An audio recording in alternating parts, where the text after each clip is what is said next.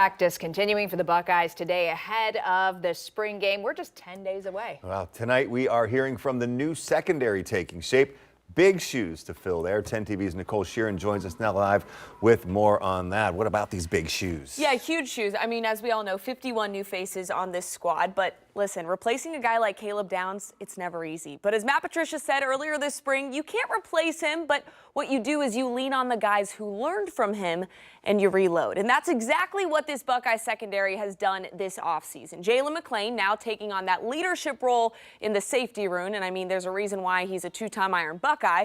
But one guy who has immediately been the talk of the town in the locker room, that guy right there, number 1, Earl Little Jr. The defensive back has made stops at Alabama and Florida State, but his teammates saying he really took no time to adjust in Columbus, and it feels like he's been a Buckeye for a long time. I've only been here, for a couple months, and, I love playing for Coach P already. I haven't even stepped out there in the shoe yet. But, I'm ready to go to war for all my brothers and the whole coaching staff. Like, we're competing in the weight room, with different, different exercises. Like, literally, like, I've never been a part of something like that, competing in the weight room. Like, so it's just the level of competition day in and day out is second to none, and that's definitely a separating factor.